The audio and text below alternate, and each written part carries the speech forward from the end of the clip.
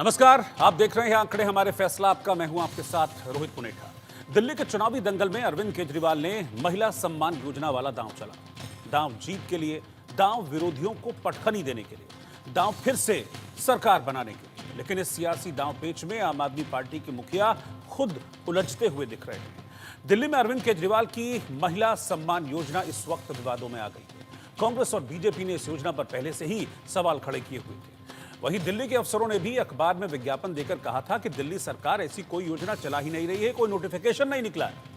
और अब दिल्ली के एलजी उपराज्यपाल वी.के. सक्सेना ने इस मामले में जांच के आदेश दे दिए हैं। जांच का जिम्मा डिविजनल कमिश्नर को सौंपा गया है। उपराज्यपाल ने यह आदेश तब दिए हैं जब कांग्रेस नेता संदीप दीक्षित ने महिला सम्मान योजना की जांच की मांग की थी। केजरीवाल के दावों को वो सवालों के कटघरे में खड़ा कर रहे थे।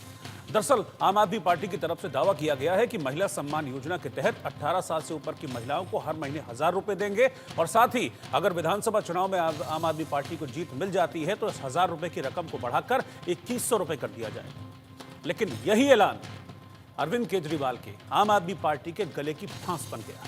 महिला सम्मान योजना की अब जांच शुरू हो गई है। हालांकि केजरीवाल की इस योजना को लेकर जनता क्या कहती है वो मैं आपको दिखाने वाला हूं, लेकिन इससे पहले सुनिए आप कि महिला सम्मान योजना पर दिल्ली में कैसे घमासान छिड़ गया है। पॉलिटिकल घमासान, सियासी घमासान। आज इन्होंने एक फर्जी जांच के आदेश दिए हैं कि जांच होगी। किस चीज की जांच होगी? मेरे को ये नहीं समझ आता, जांच किस चीज की होगी? कोई हम पैसे इकट्ठे कर, हम क्या कर रहे हैं?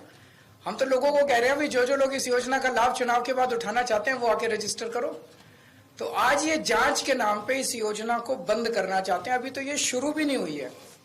ये तो हमने एक तरह से चुनावी घोषणा की थी कि चुनाव जीतेंगे तो उसके बाद हम ये लागू करेंगे। अभी ये इतना बड़ा साइबर फ्रॉड करने वाले हैं, इतना बड़ा क्राइम इसमें भी करने वाले हैं, घोटाला करने वाले हैं, तो ये सारी बातें देखते हुए ये सारे अपना दिल्ली की महिलाओं से अपील करी गई कि ऐसे कार्ड नहीं बनाइए और कोई बनाता है तो वो अपने रिस्क पे बनाता है। तो सरकार का नाम लेकर कोई प्राइवेट स्कीम, ऐसी झूठी स्कीम अगर वो लॉन्च करता है तो एलजी साहब का ये पूरा राइट है, ये पूरा अधिकार है कि उसको रोकें। इन्होंने कोई महीने भर पहले या 20-25 दिन पहले अनाउंस किया कि दिल्ली की हर महिला को 21 रुपये महीना ये सरकार देगी जब चुनाव जीत कर आएंगे। ठीक है साहब, कोई भी पार्टी वायदा करे, वायदा करना हर पार्टी का अधिकार है। आप वायदा करिए, वायदा पूरा होगा नहीं होगा आप और जनता के बीच में है।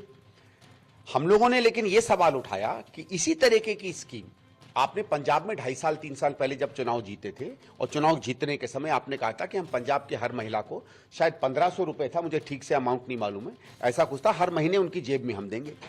वहां तो दी नहीं, आज तक 1 रुपया नहीं दिया। तो वाजिब सवाल था कि साहब इसका मतलब है पंजाब में जब आप इतना बड़ा धोखा कर सकते हैं, दिल्ली में क्यों नहीं, हम क्यों आपको मान लें? और हम बार बार दिल्ली की महिलाओं से कह रहे थे कि इनका विश्वास मत करना।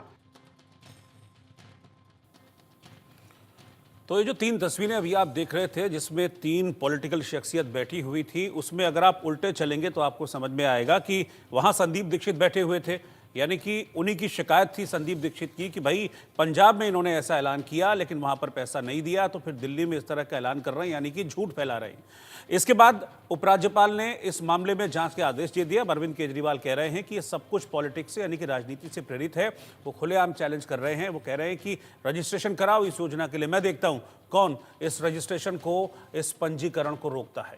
तो ये जो विवाद दिल्ली में चल रहा है, सियासी विवाद महिला सम्मान योजना को लेकर, जो बाकी की स्कीम्स हैं उनको लेकर, उसी पर हमने दिल्ली की जनता के बीच एक सर्वे किया। उस सर्वे का पहला सवाल था कि दिल्ली के उपराज्यपाल ने आम आदमी पार्टी की सरकार की महिला सम्मान योजना की जांच के आदेश दिए हैं, इस पर आपकी क्या राय है?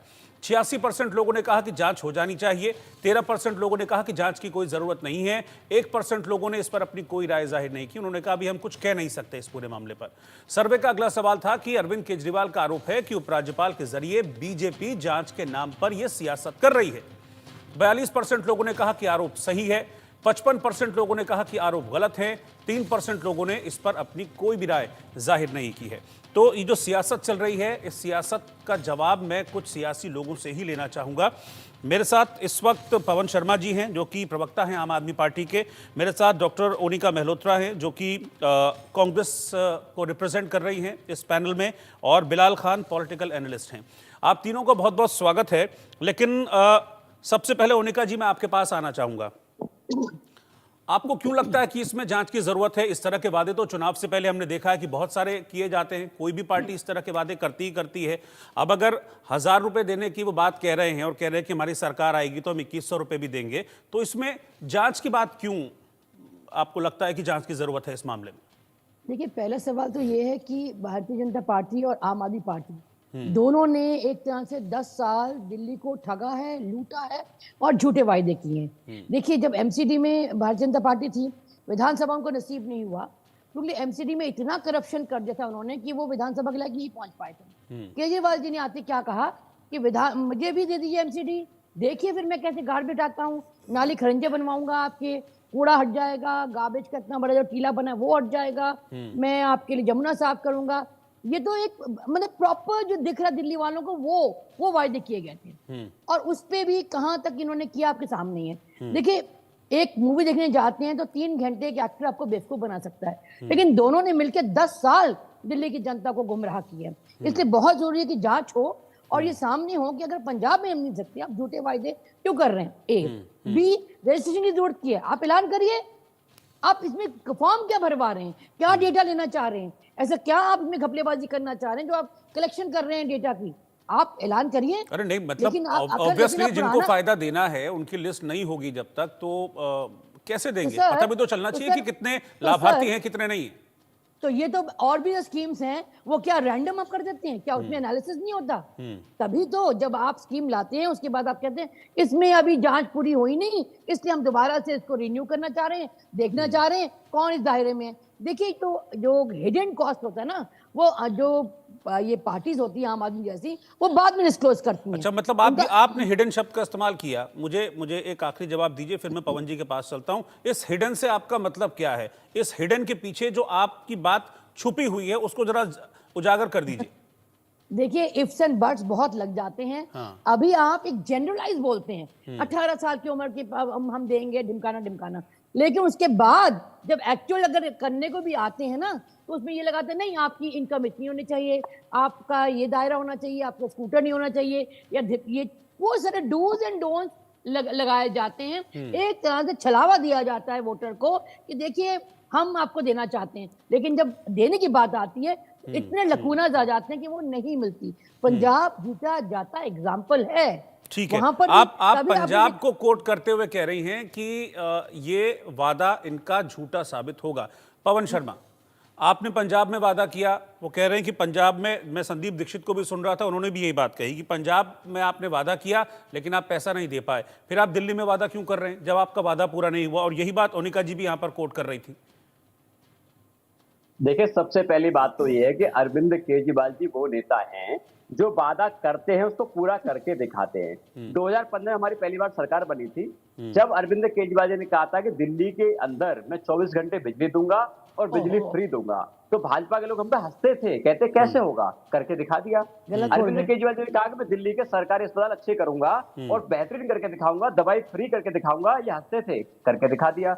अरविंद केजरीवाल जी ने कहा था कि मैं दिल्ली के अंदर महिलाओं के लिए बस में यात्रा फ्री करूंगा, ये हम पे हंसते थे, करके दिखा दिया। तो जो वादे अरविंद केजरीवाल जी ने करे वो पूरे करके दिखाए। और देखिए, हम पहले दिन से कह रहे हैं, देखिए इसलिए कह रहे हैं कि जिसे हमने कहा था कि भारतीय जनता पार्टी दिल्ली में चुनाव में आके सारी दिल्ली की स्कीम रोकना चाहती है, तो हमसे सबूत मांग रहे थे, क्या सबूत है, ऐसा नहीं होगा, ऐसा नहीं होगा। अब तो आपके सामने सबूत आ गया। एक तरफ अरविंद केजरीवाल जी दिल्ली की महिलाओं को 2100 रुपए हर महीना देने का वादा कर रहे हैं, जो कि हमारी सरकार बनेगी, सरकार बनने के बाद सबको दिए जाएंगे। और अब भाजपा क्या कर रही है? भाजपा उस वादे को रोकने की कोशिश कर रही है। उनको मुझे लगता है कि हर सवाल के पीछे कुछ ना कुछ कारक, कुछ ना कुछ फैक्टर्स होते हैं। जो वो सवाल चाहे बीजेपी उठा रही है, चाहे कांग्रेस उठा रही है, उसके पीछे का फैक्टर ये है कि आपने पंजाब में भी इसी तरीके का वादा किया। मैं दोबारा कह रहा हूं, पंजाब में भी इसी तरीके का वादा किया लेकिन आप उसको पूरा नहीं कर पाए। इसीलिए वो कह रहे हैं कि जब वहां पूरा नहीं कर पाए तो यहां कैसे आप जनता से वादा कर सकते हैं कि भाई हम पूरा करेंगे? और क्यों माने जनता आपकी बात, ये बताइए मुझे। नहीं, बिल्कुल आपकी बात वाजिब है। देखिए, पंजाब में तो हमको हमारी सरकार बने मात्र 2 साल हुए हैं और 2 साल के अंदर 99% वादे पूरे करना ये बहुत बड़ी ऐतिहासिक बात है। और जो वादे किए वादे पूरे किए जाएंगे। भाई, दिल्ली के अंदर तो हमारी सरकार अच्छे कंडीशन में है, पंजाब में हमारी सरकार घाटे मिली।